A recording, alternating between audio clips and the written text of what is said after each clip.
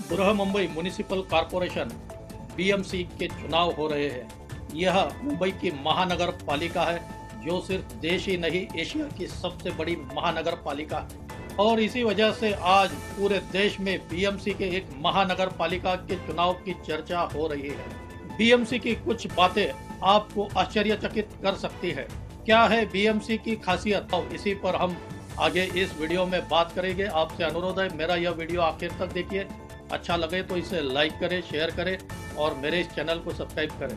नमस्कार दोस्तों, मैं राजेंद्र दाइमा आपका स्वागत करता हूं मुंबई टुडे लाइव चैनल में। 15 जनवरी को बीएमसी के चुनाव होने हैं। 1861 में जब ब्रिटिश राज था तब बीएमसी की स्थापना की गई थी और बीएमसी में कुल 227 नगर सेवक चुने जाते हैं और इसमें बहुमत का आंकड़ा है 114। बृहमुंबई म्युनिसिपल कॉरपोरेशन यह देश ही नहीं एशिया की सबसे बड़ी महानगर पालिका है और इसका बजट देश के कई राज्यों से भी ज्यादा है।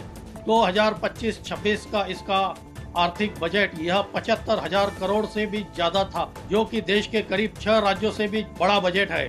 देश के छोटे राज्यों मिजोरम, अरुणाचल प्रदेश, सिक्किम, नागालैंड, यहाँ तक कि गोवा जैसे राज्यों से भी इसका बजट ज्यादा है। गोवा राज्य का बजट करीब 30,000 करोड़ का है। देश में दूसरे नंबर की महानगर पालिका यह बेंगलुरु की महानगर पालिका है और इसका बजट करीब 20,000 करोड़ है। यानी आप अंदाजा लगा सकते हैं करीब बेंगलुरु से 4 गुना ज्यादा बीएमसी का बजट है। बीएमसी पर सत्ता पाना एक राज्य पर सत्ता पाना जैसा ही है, इसी लिए आज महाराष्ट्र में हर कोई पार्टी बीएमसी की सत्ता अपने हाथ में लेना चाहता है।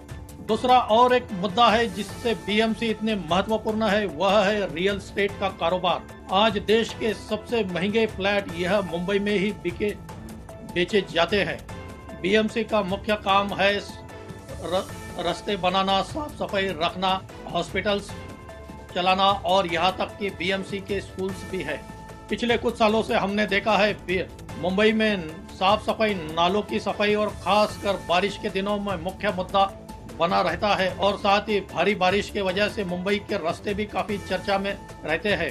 हर साल बीएमसी हजारों करोड़ रुपए यह रास्ते सुधारने के लिए खर्च करती आई है। शहर की इतनी बड़ी आबादी को पानी सप्लाई करना यह भी एक महत्वपूर्ण बात है और यह बीएमसी यह लगातार कई सालों से करते आ रही है।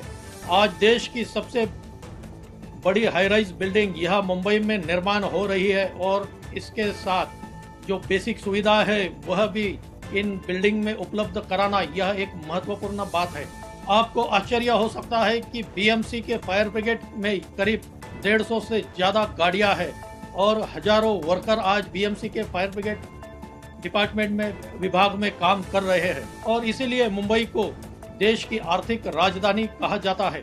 इसीलिए आज बीएमसी के चुनावों की देश में हर तरफ चर्चा हो रही है। पिछले 30 साल से भी ज्यादा बीएमसी पर यह शिवसेना का मेयर रहा है। 1990 में बीएमसी के पहली बार शिवसेना का मेयर छगन भुजबल यह बने थे। छगन भुजबल यह एक ओबीसी नेता है और शिवसेना का आक्रामक चेहरा थे। आज भी वे फडणवीस के मंत्रिमंडल में मंत्री है। 1990 से लेकर आज तक यह बीएमसी में यह शिवसेना का ही राज रहा है, उनका ही मेयर रहा है। सिर्फ बीच में 1992 से लेकर 1995 2-2.5 सालों के लिए कांग्रेस पार्टी के चंद्रकांत हंडोरे यह महापौर बने थे और एक अपक्ष महापौर कुछ महीनों के लिए बना था। यह 2.5 सालों का कार्यकाल छोड़े तो 1990 से लेकर आज तक लगातार यह बीएमसी पर शिवसेना का राज रहा है।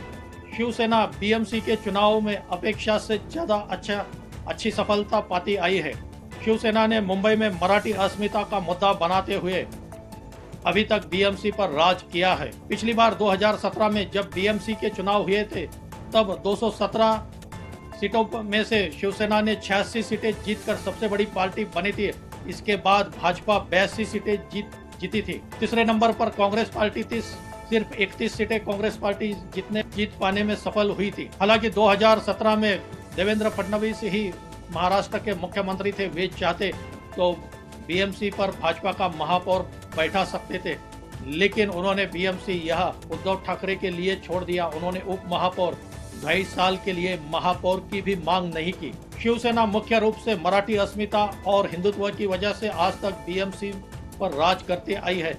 लेकिन 2019 के विधानसभा चुनाव के बाद उद्धव ठाकरे यह महाविकास आघाड़ी में चले गए और कांग्रेस के समर्थन से उन्होंने महाराष्ट्र में सरकार बनाई है। 2019 के बाद राजनीतिक परिस्थितियां महाराष्ट्र में पूरी तरह से बदल गई है और अब मुंबई में भाजपा यह मुख्य रूप से हिंदुत्ववादी पार्टी मानी जाती है। भाजपा और शिवसेना शिंदे यह दोनों गठबंधन बड़ा बनाकर बीएमसी का चुनाव लड़ रहे हैं। दूसरी ओर दोनों ठाकरे भाई उद्धव ठाकरे और राज ठाकरे एक साथ आकर बीएमसी का चुनाव लड़ रहे हैं। यह एक तरह से दोनों ठाकरे भाइयों के लिए अस्तित्व की लड़ाई है। क्या दोनों ठाकरे भाई एक साथ आकर ठाकरे ब्रांड बचा पाएंगे? यह भी एक प्रश्न है। यह हमें 16 जनवरी को पता चल जाएगा जिस दिन रिजल्ट आएंगे।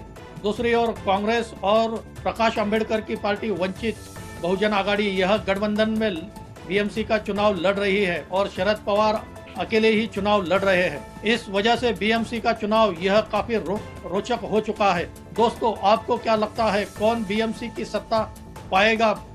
महाराष्ट्र की जनता किसे चुनती है यह हमें 16 जनवरी को पता चलेगा। आपको मेरी यह जानकारी अच्छी लगी हो तो इसे लाइक करें, शेयर करें और मेरे इस चैनल को सब्सक्राइब करें। आज यही रुकते हैं। धन्यवाद।